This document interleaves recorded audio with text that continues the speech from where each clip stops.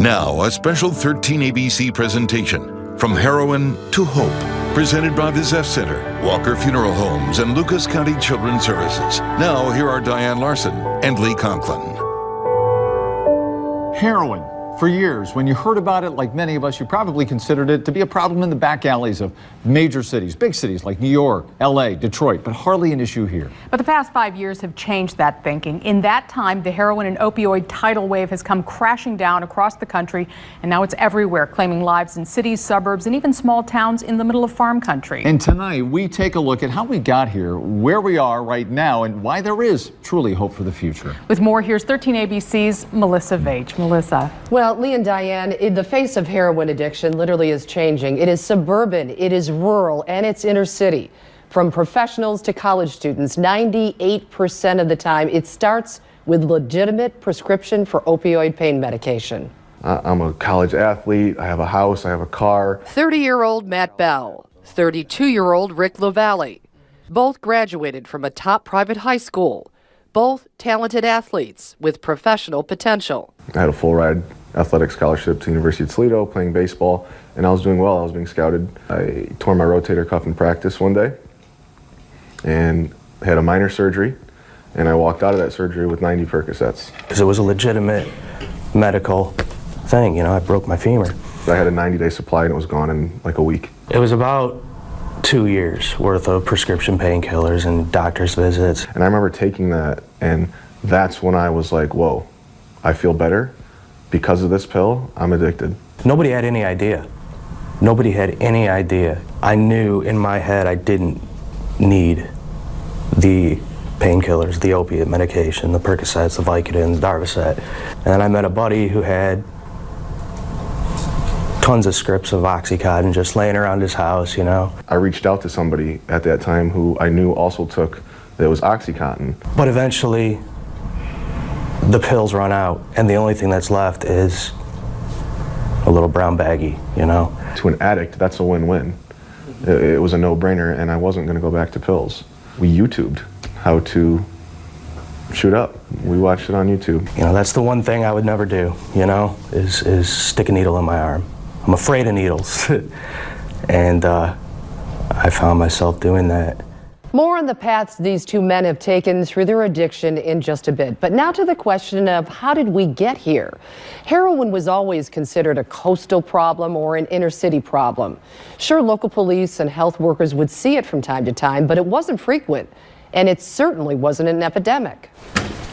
There's trash, exposed needles, drug paraphernalia. Just another day for police. It could be anywhere in our region, Findlay, Adrian, Upper Sandusky. But this time, it's Toledo. We're very careful, or at least we try to be. I mean, ultimately, though, we do a dangerous job. Just a few years ago, heroin was around, but not the issue it is today. Now it's an epidemic. We've grown substantially over the years. That's unfortunate when, you know, my friends or peers say, wow, you guys are doing great. That's not necessarily a good thing. That means there's a lot of sick people in our community. We are in crisis. We absolutely are in crisis. More than 70% of the kids under the age of 1 in foster care are there because a parent is caught up in the heroin crisis. 59% of the cases, the presenting problem was drugs.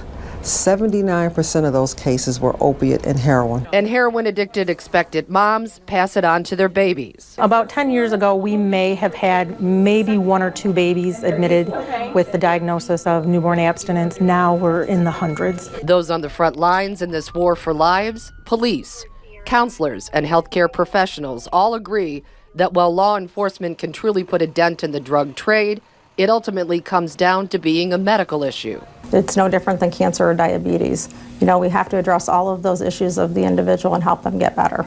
So while ultimately the treatment for heroin addiction is a medical approach, the only way to get to the addicts starts with law enforcement. Possessing the drug is illegal, and so is the criminal activity that addicts turn to support their habit. Lucas County Sheriff John Tharp decided to start there, taking a very different approach to solving this problem. A Thursday afternoon at Mercy St. V's emergency room, 2 officers from the Lucas County Drug Abuse Response Team, or DART, respond to a call of a heroin overdose. Deputies Caitlin Yabera and Carl Schwemley are here to see if the patient wants treatment. They speak to family members of the overdose victim. He's overdosed before. He's talked to a DART officer before. However, he's refused services. Nonetheless, they will offer again because the alternative is jail. In the last 45 years that I've been in law enforcement, I've never seen it this bad. Lucas County Sheriff John Tharp. It is senseless to think that we could arrest our way out of this. Putting heroin addicts in jail, he says, only perpetuates the problem. They're going to be back in the community, and they're going to go straight to the drug dealer, and they're going to shoot up again. It's going to be the revolving door. So he's taken a chance on an unorthodox approach, assigning 20 deputies to the DART unit, offering treatment in lieu of jail for nonviolent offenders. 80% success rate of getting people to recovery and to detox. An approach that is working for recovering addicts like Jessica Tuttle. I was on my way to jail. I spent a week in jail. That's when Jessica came into contact with Lucas County DART. Honestly, I felt like I've always been on the other end of the law, in my addiction, and I was nervous. Because they're law enforcement, is there a difference in how it's received, how it's perceived within the recovery community? To get to know them on a different level and to really see that they just wanted to help. We have more knowledge of what's going to go on in the court system. We go to the prosecutors to make recommendations. While the DART program works for Jessica, it doesn't work for everyone. That's when jail may be the only option. DART officer Joe Navarre takes those cases. If you're not actively in treatment and not doing what you're supposed to do, then it gets to my desk and I try to go find you. Tiffany is one of those cases. How are you? She's been in and out of treatment.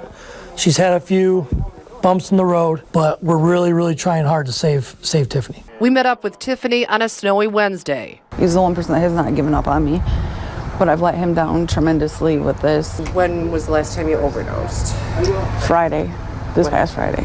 I remember snorting a little line and waking up and actually seeing Joe in the hospital. You can always think you can do that last little bit, and that last little bit is going to be your last one. She's survived through a lot of things I think most people would give up on. So you've overdosed 3 times? Closer to 9. I got to be done. I don't have another life. We know she's worth more to this community than what some people realize. Next up is a young girl named Heather who's turned to prostitution to fund her drug habit. Not uncommon. Finding her could save her life. Made plates of food. Not tonight. Next call is a follow-up on an overdose the previous evening. We need to get you there for what's called an assessment. In less than half an hour, Navarre is sitting with a client who doesn't want to be shown on camera. Remember, you told me you didn't want none of that stuff, so it's no Suboxone, no methadone, none of that. So this could be right up your alley. Reaching out is number 1, man. Or you used dope today. Rescue, you can go to Rescue tonight and detox there for 3-4 days. All right, is there beds? I'm sure. Okay. Okay, wonderful. So you have a bed at Rescue if you want it. Justin Achmonic took DART officer Dennis Whaley up on the offer. I called him, I said, I have nowhere to go, I don't want to use drugs no more, and I need help. That was 20 months ago. 2 things happened to change Justin's life. I went to the judge and told the judge that I was either going to kill somebody or I was going to die, so to give me as much time as he could. He spent 6 months in prison. When he got out, he made a phone call to DART. DART officer Dennis Whaley was on the other end of the phone. And he answered and he said, don't move, I can come get you in 30 minutes and get you into another treatment facility. That just like, I was just sitting there like, there is a God, like it does work. Consider this. The first full weekend of February, less than 3 weeks ago, we had 24 overdoses in Lucas County in a 2-day period. And while that number was high, it is becoming the norm. Why? Well, it's what's being sold as heroin on the streets. The drug is now being cut with other more powerful synthetic opioids. Often this is a killer combination. It's Russian roulette in a bag. It's fentanyl, carfentanil, it's synthetics. Toledo fire rescue crews say that you can almost tell when a particular bad batch is on the streets. We'll go a week or 2 without having a single overdose run, and then we'll have a day where we have 3 or 4. So whatever hits the street that week, if it's a stronger dose, people aren't used to that dosage being that potent, they will overdose. And if addicts are lucky enough to have rescue crews bring them back with the heroin antidote Narcan, they'll end up here at St. V's emergency room. Mercy ER Dr. David Pike says not one day goes by that they don't see a heroin overdose patient. Could be 10, 15 overdoses. There's always, given at any given time, you're going to have probably 1 or 2. The strength of the new synthetic opioids people are shooting is 100 times stronger than heroin, taking an enormous amount of the life-saving drug Narcan to bring addicts back. So typically a heroin overdose or a fentanyl overdose could require 2 to 4 milligrams, and the patient wakes up. It could be requiring 30 milligrams before the patient's able to respond. First responders aren't the only ones overwhelmed. So is the coroner's office. So many people are dying in this epidemic that the Lucas County Medical Examiner can't even keep up. And there is no sign of easing up. Tuesday morning, Lucas County coroner investigator David Kozarski is called to what ends up being a heroin overdose death. Again. There probably isn't a day that we don't bring in a heroin overdose. And again, he makes the heartbreaking notification to the victim's family. They weren't surprised, but they were devastated. An end to months, if not years, of worry. They're always wondering, is this going to be the day? Is this going to be the day that we find them dead? That is increasingly the case. In 2010, the Lucas County Coroner's Office investigated 8 heroin overdose deaths. Last year, there were just under 300, with final numbers yet to be recorded. These doses are just not survivable. Lucas County toxicologist Dr. Robert Forney says there are so many heroin overdose deaths, they are backlogged on final rulings. Like most people, when is this going to stop? The question is, at what point is that room not able to hold any more bodies? Dr. Forney says since August, heroin-fentanyl mixes have become increasingly deadly. You got this incredibly potent stuff. Anyone who's using it, they're going to die. Kozarski says the only thing saving any lives is the overdose antidote Narcan, at times requiring multiple doses just to bring overdose victims back. If it wasn't for Narcan, I don't know what we would do. Yeah. I don't know what we would do because the numbers would be astronomical. We keep hearing about Narcan or naloxone.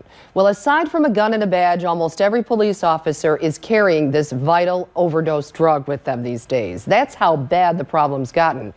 And it's not the only change. 13 ABC's Alexis Means takes us to the streets.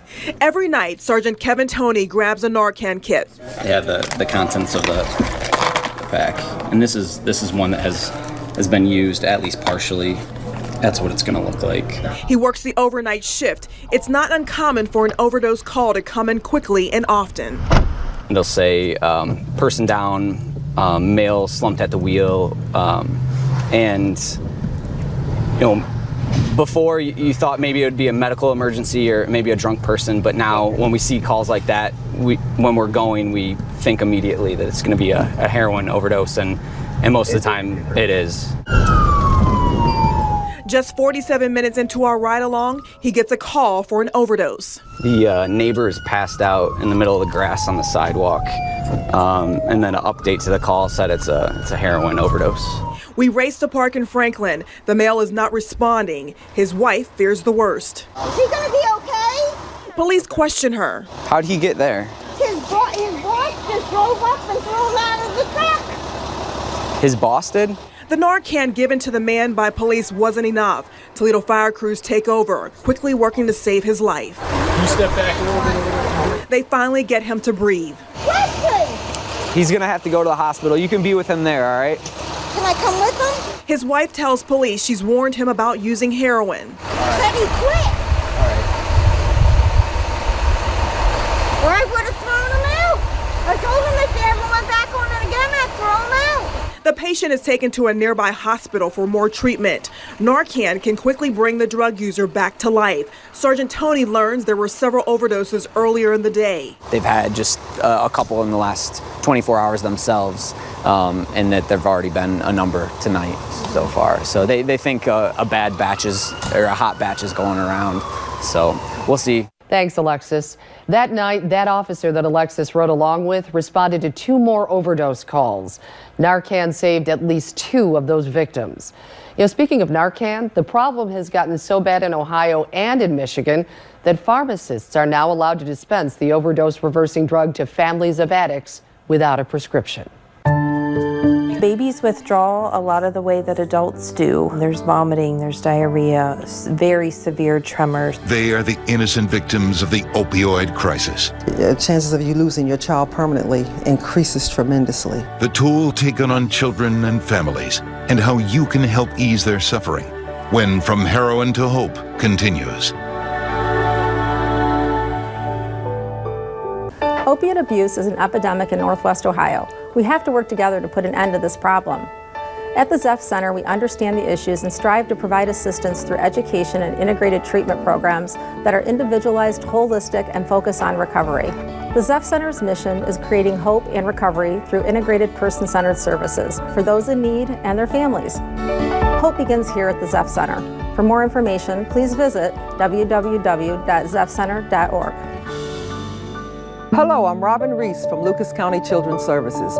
Opiate abuse has had a devastating impact on families. Children within these families are suffering. More kids than ever need foster care.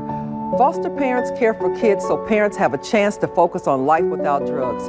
From babies to teens, children need the help only a foster parent can provide. Please become a Lucas County foster parent. Call 419-213-3336 or visit us online at lucaskids.net or on Facebook.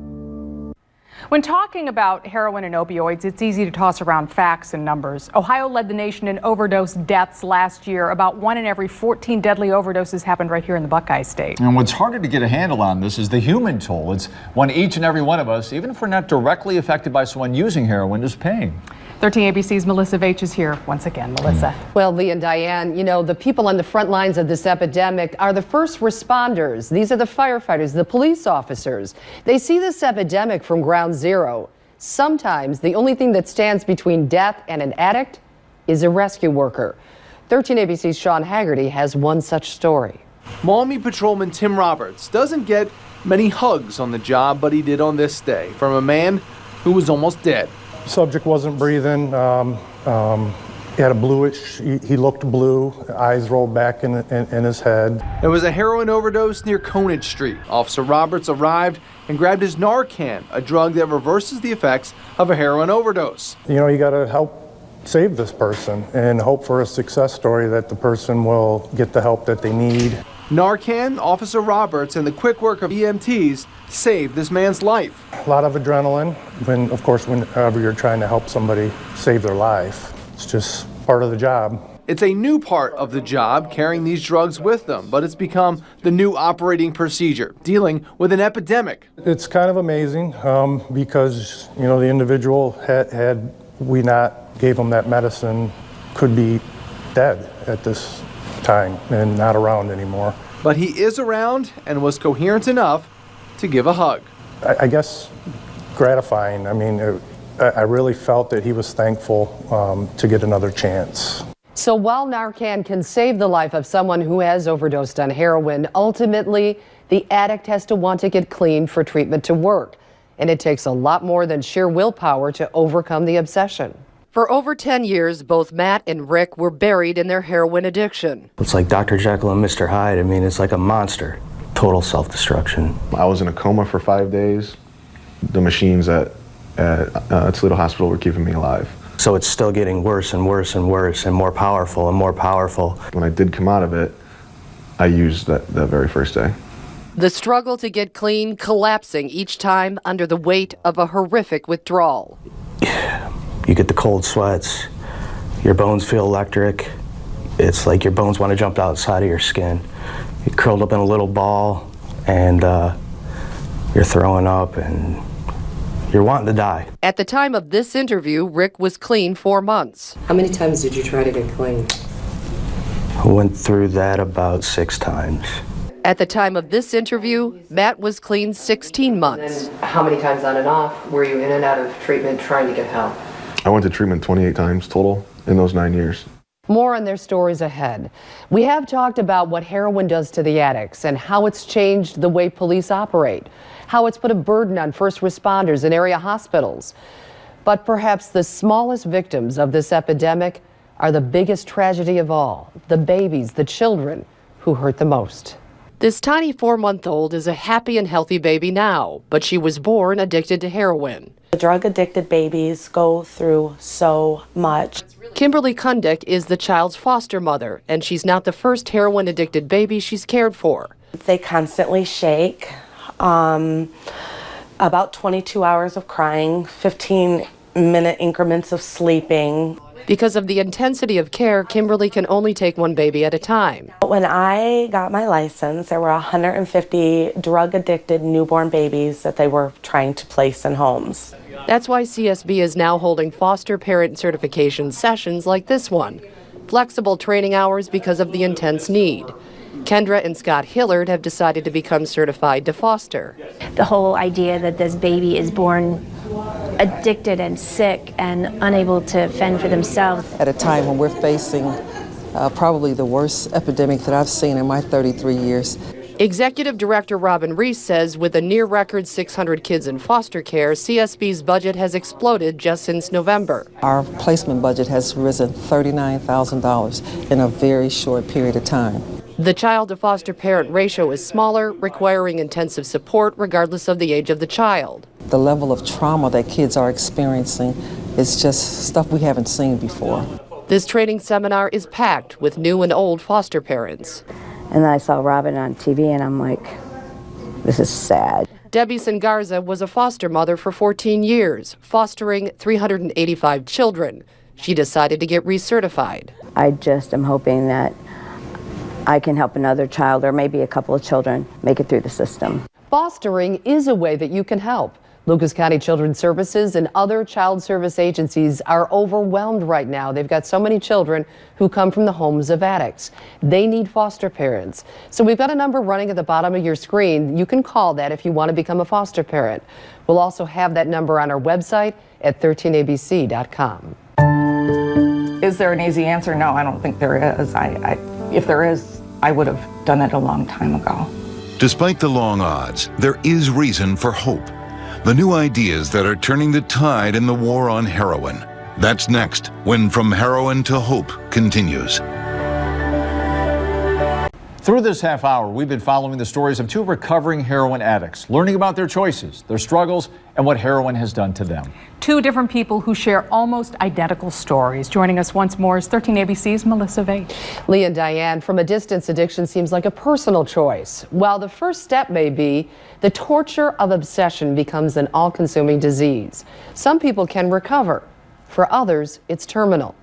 And this is where the stories of our two young men end very differently. There is no magic answer to why some people get sober from heroin and others don't. For Matt and Rick, it came in surrender. I can't use any substance, whether it be alcohol, marijuana, cocaine, pills. I just can't do it because I know where it's going to lead me. I had to get off everything, you know. I had to get off my Adderall, I had to get off the benzos, I had to get off the Suboxone. And the realization that it is a reprieve that lasts one day at a time. You're never recovered, but you can live a life of recovery. This is where the stories of these two men end very differently. For Rick, the effects of addiction took his life. He died shortly after our interview with him from heart disease caused by years of drug use.